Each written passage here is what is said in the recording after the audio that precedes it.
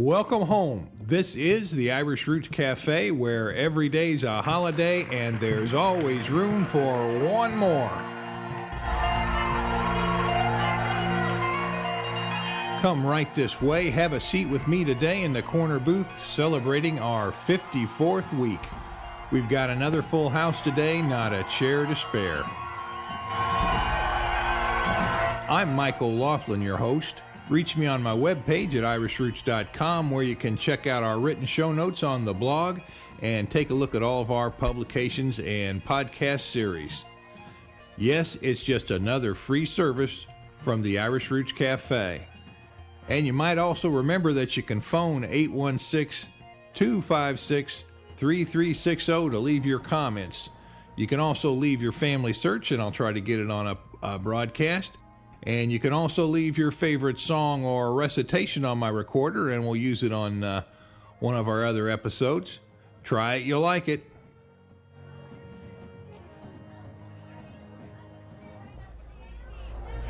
Among today's topics, Boyle is the family name of the week. Senator McCain finds roots in the north of Ireland via DNA. Library Ireland is the website of the day. Searching for Foster, Moroney, McCollum, and Lavelle. County Fermanagh, Ireland, genealogy is the book of the month. Rorys Irish pub in Cambodia. And dating the wild geese. Well, remember, you can get all three of my free broadcast shows on the internet. And they are the history of the Irish in America. Right now, we're just finishing up on some of our Missouri shows. We've already got Savannah, Georgia slotted in there sometime very soon. And, of course, this is the Irish Roots Cafe broadcast, where it's about Irish family history worldwide. And our newest broadcast is the Irish Song and Recitation Festival.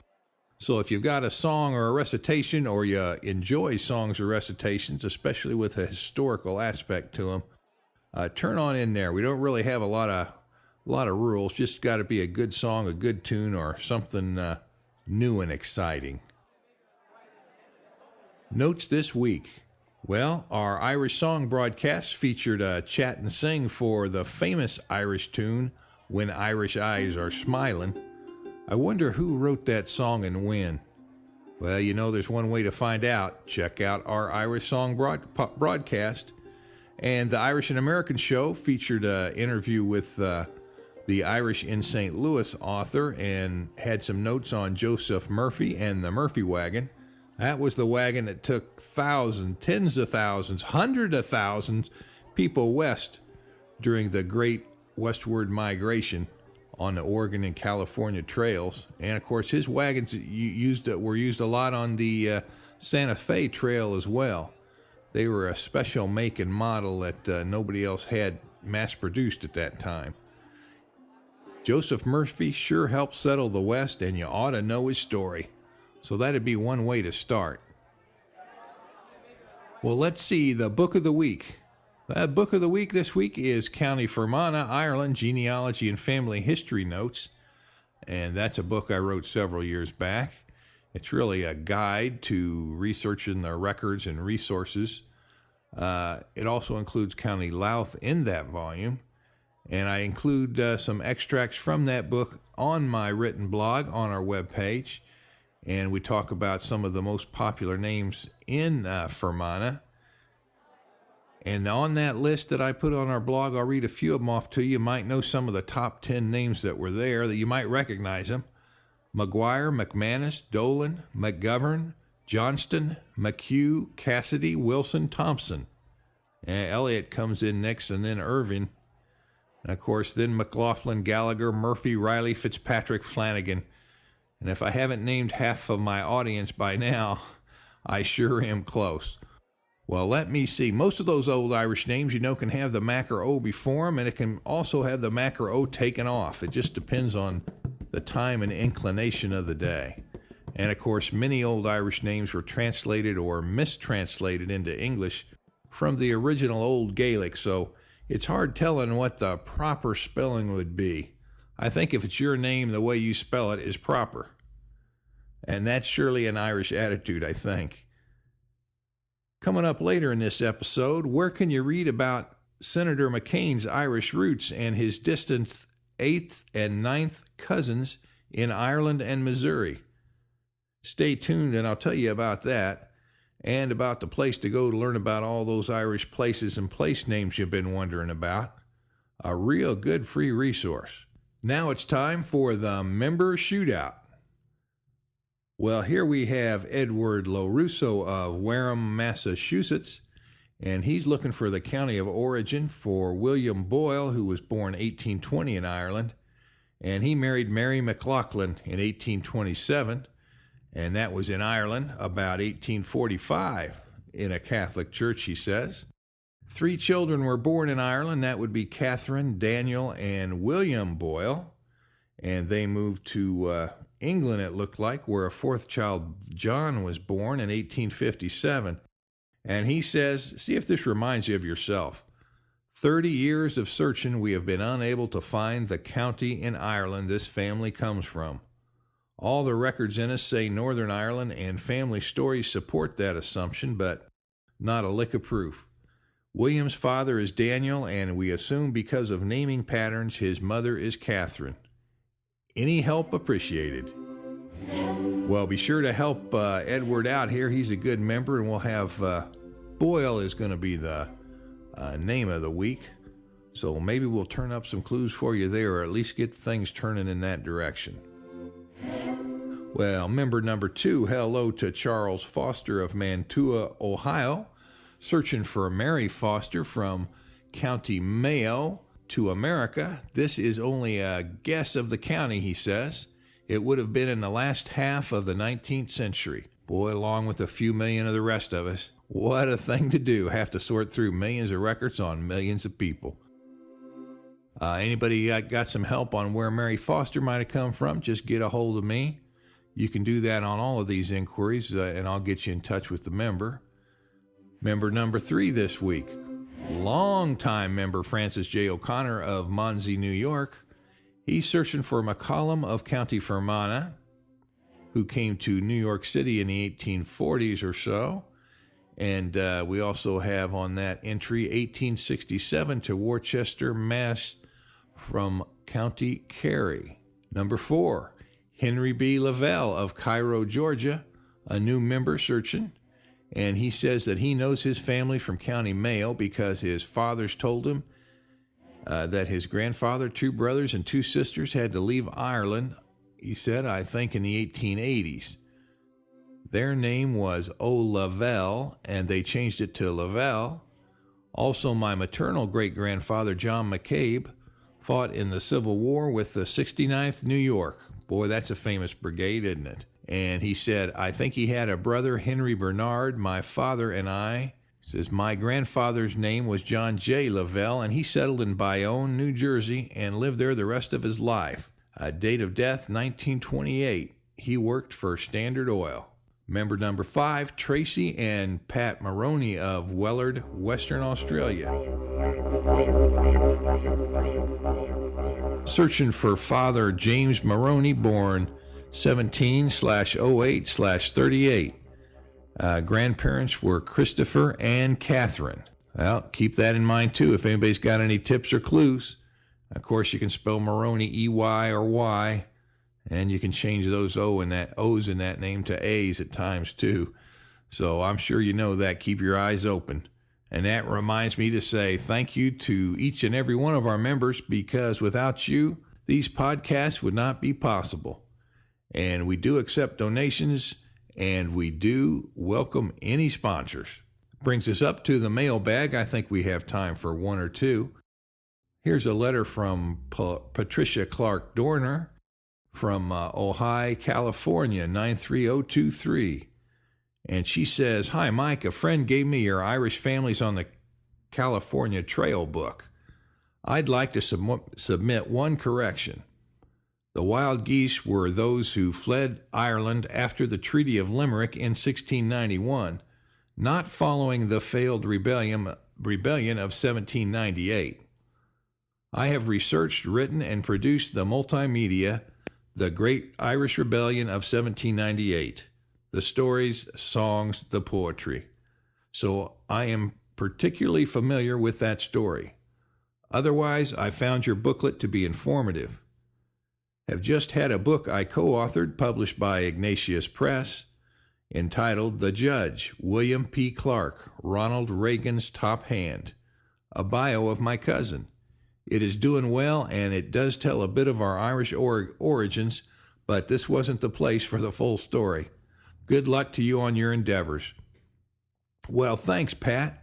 I appreciate all the comments I get on my books, and I like to double-check everything to make sure I know just what I'm saying or how what I'm saying is interpreted. And in that book, I use the term wild geese in the generic sense. It has come to be applied in story and song to all the Irishmen who were forced to flee Ireland under oppression and who one day just might return victoriously. That, of course, includes the aftermath of Limerick and the flight of the Earls and the troubles in 1798.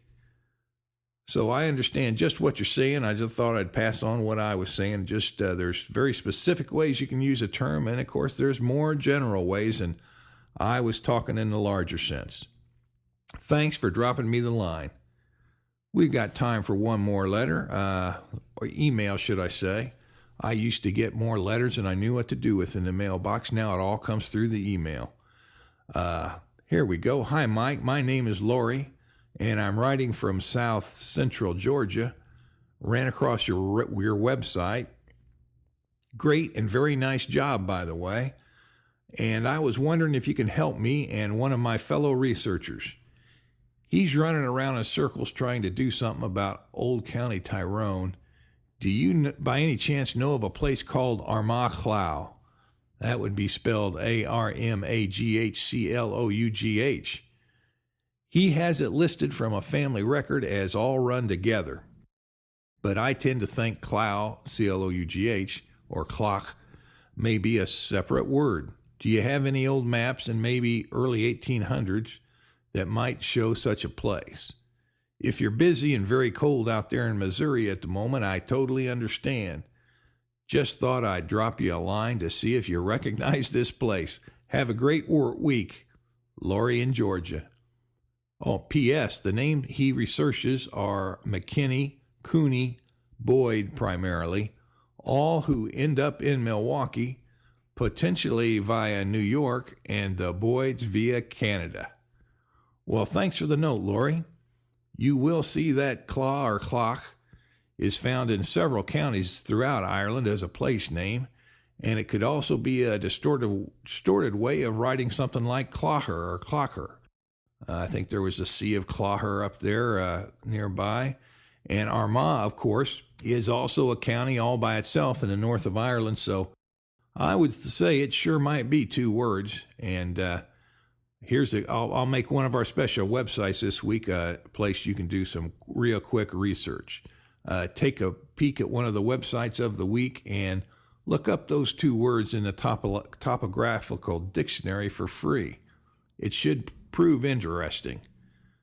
I'll have that in just a few minutes. And now's a good time to break and let you know that phone number. It's 816-256-3360. You can leave a note for me, you can leave your family search, or you can ask a question I can answer in the next podcast.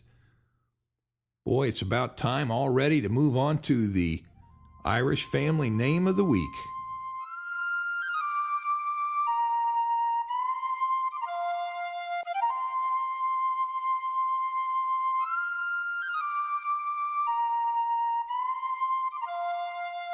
Today's family history is in honor of member Edward LaRusso, and we'll be covering a lot of names in the future, but today's name is going to be Boyle.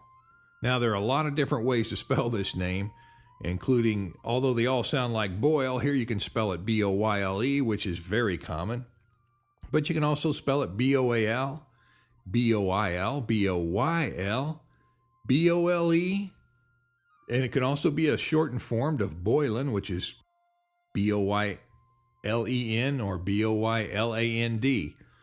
So you just have to be aware of those various other spellings to be sure you're on the right track. And we found the name in the Master Guide to Various Spellings of Irish Family Names in spelling groups 142, 143, and 2107. Now we ought to talk a little bit about the history of the name Boyle.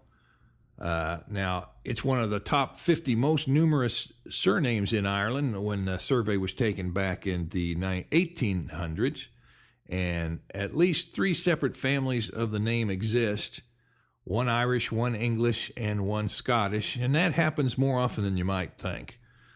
First of all, there's at least one native Irish family who was centered in County Donegal, and they were up in Cloghaneely, and it was noted for a ruddy complexion.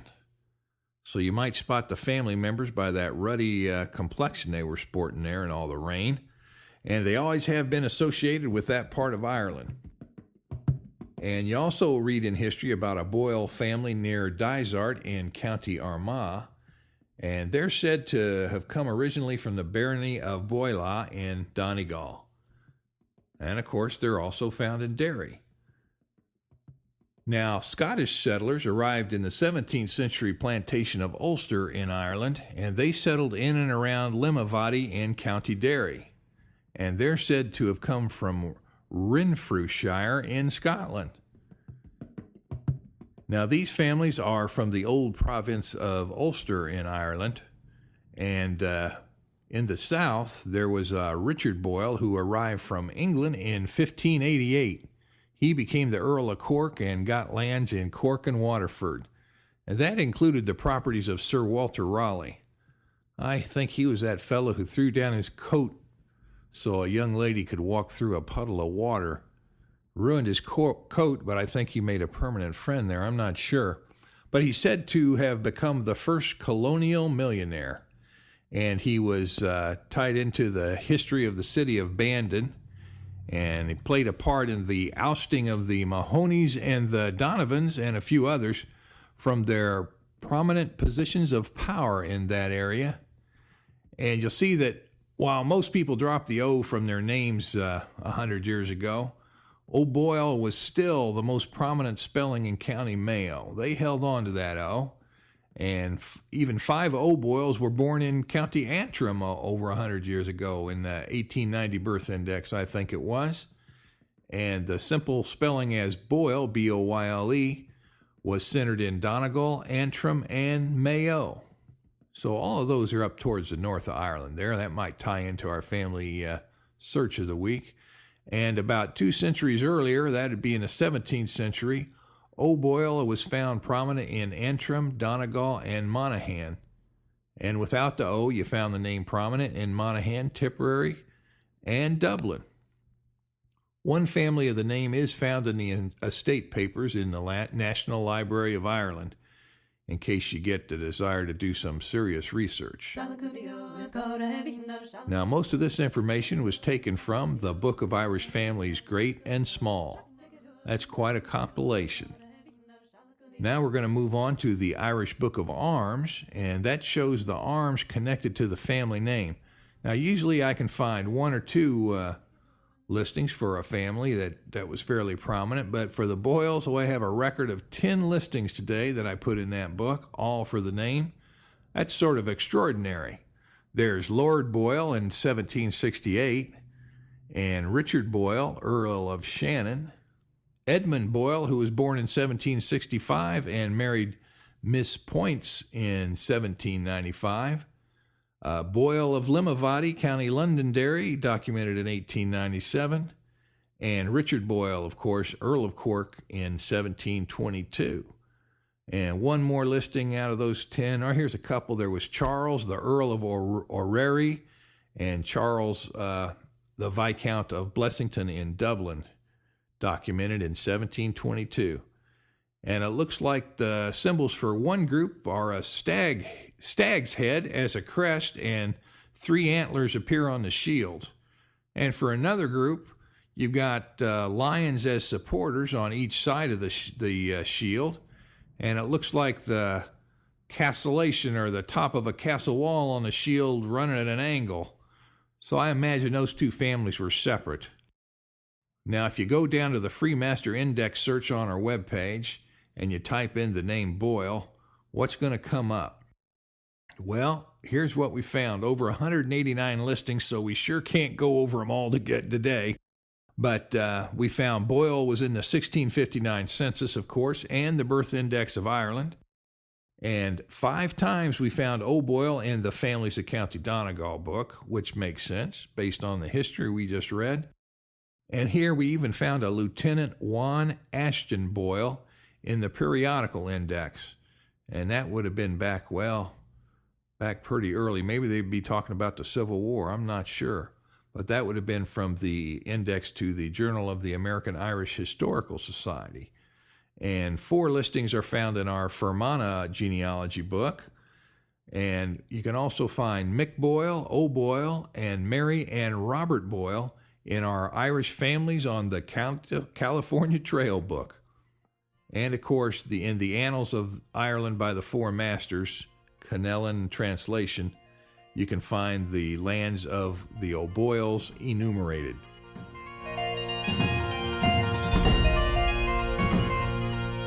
Time to move on to the websites of the week. Well, I picked out 2 of these this week. Number 1, the Irish Voice article on the irishabroad.com website. I've got the link on our show notes. You can just click it and go there. But it shows how Senator McCain is linked to County Donegal. And number 2, libraryireland.com. Now that's where they've got the topographical dictionary of places and place names online. And you can go to that page and you click on the letter that your place name begins with, and then scroll down to the place name you're searching for.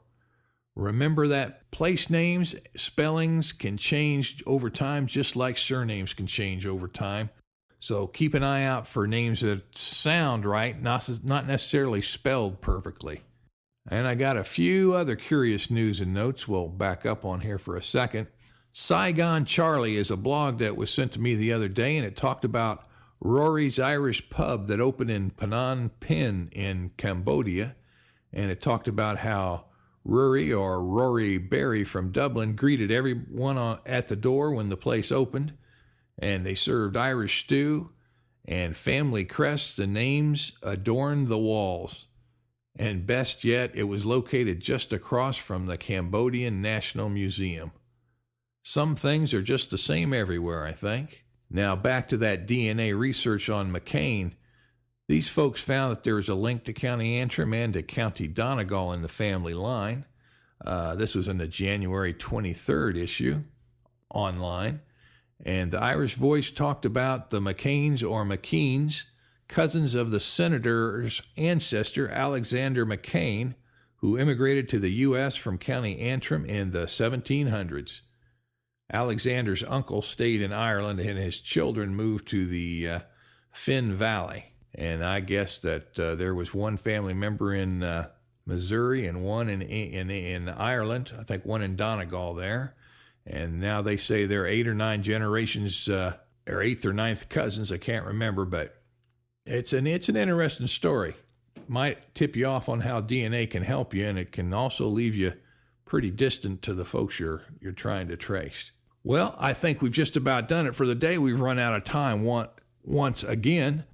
Remember to send your books, music, or family search to me here at the Irish Roots Cafe by email or by mail to our American address. At the Irish Roots Cafe, Box 7575, Kansas City, Missouri 64116.